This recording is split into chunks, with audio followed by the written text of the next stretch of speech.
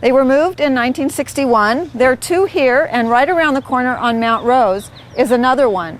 And this is the largest concentration of El Reno apartments in town, although we know of a total of 13 of the original 15 that still exist throughout town. The two El Reno apartments behind me are currently for sale. The El Reno apartments were built for Roland Giroux in 1938. They were little individual units of several bedrooms, 2 or 3 bedrooms, and a kitchen and a bathroom. Very comfortable little properties. They housed a variety of people in Reno, from casino workers to divorce seekers. And if you look up on the roof, Paul Williams had this wonderful air circulation method to keep the rooms cool, and that is the rooftop turbine. When the wind blows, the turbine spins, drawing hot air from the inside of the building. In a way, you could say Paul Williams was green before his time. The characteristic features of the El Reno apartments are these lovely bay windows in the front with the casement windows, and also the ironwork over the porch. Each one of the El Renos had that, and many of the ones still existing continue to have those elements. Paul Williams' design for the El Reno apartments was basically all modular.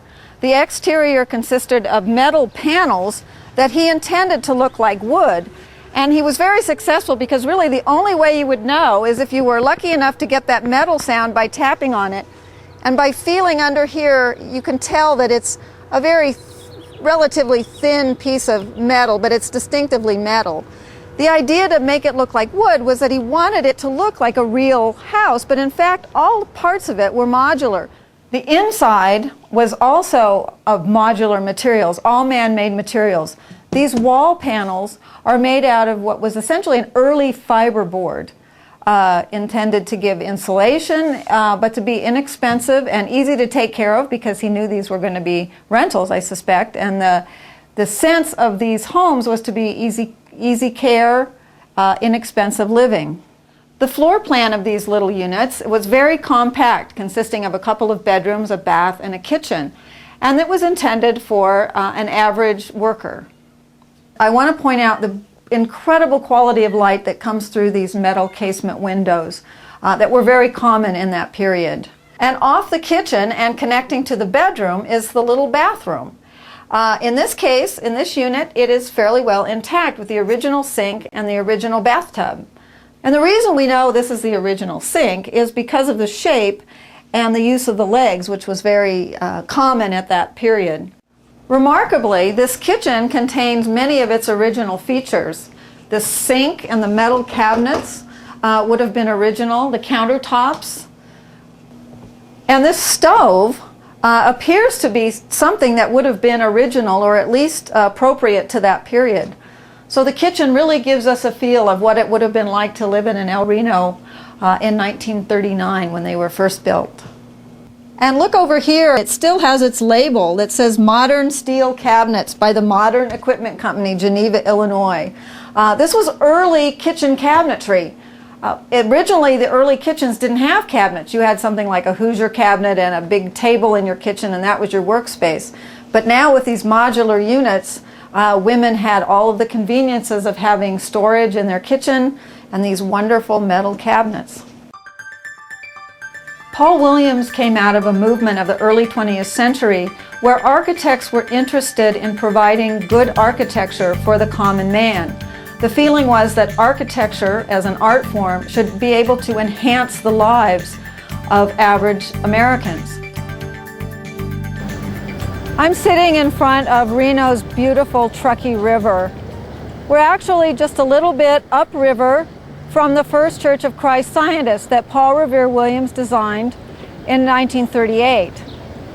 While working on that commission, he met Anna Loomis, who was a member of the church. And for her, he commissioned the Loomis Manor apartments.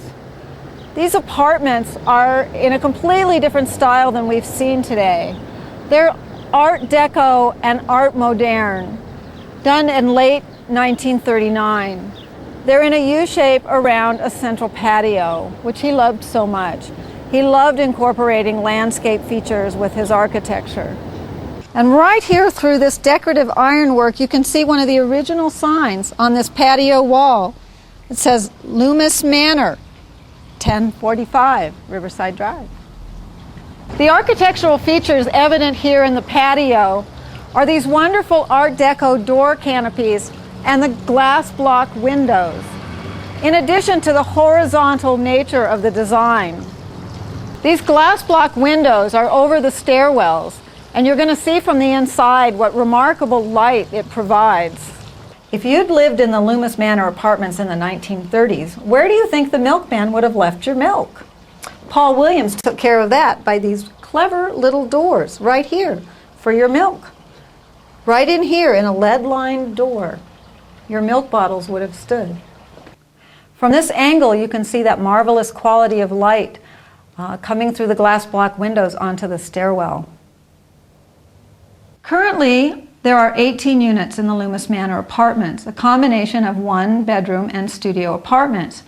The person that occupies this apartment has a fantastic view of the patio through these remarkable metal casement windows that actually function like double-hung windows. This is the compact kitchen in this unit, and it has some original features, these marvelous cabinets with the wonderful Art Deco handles on it, and this incredible light fixture that would be original, or certainly original design. And this kitchen also has the original tile and faucet fixture. I am particularly fond of bathroom fixtures, and I want to point out this exquisite sink. Look at the sculptural aspect of this wonderful sink. Another advantage of living at the Loomis Manor apartments was that some of the units came with garages. There are many mysteries surrounding Paul Revere Williams' time in Nevada.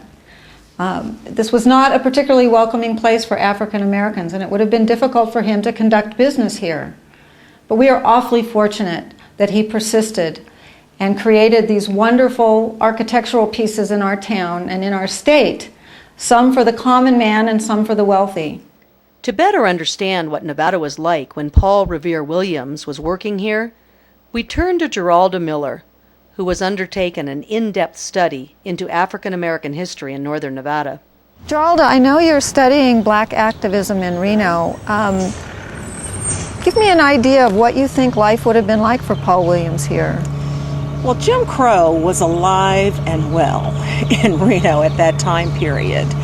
From the interviews that I have conducted with many that were living here, and many were young at that time that I've interviewed, they tell me of a time that they call the Mississippi of the West. I've heard that. Yes, quite a few. I've heard it from everyone that I've interviewed. And that means to me that although the population was very small here, there were very few places that they were allowed into. They weren't allowed to go into the restaurants. They weren't allowed to go into any of the social establishments here because of the color of their skin. Less than 1% of the population was African American in the entire state. So the fact that he came here during that time is it's amazing.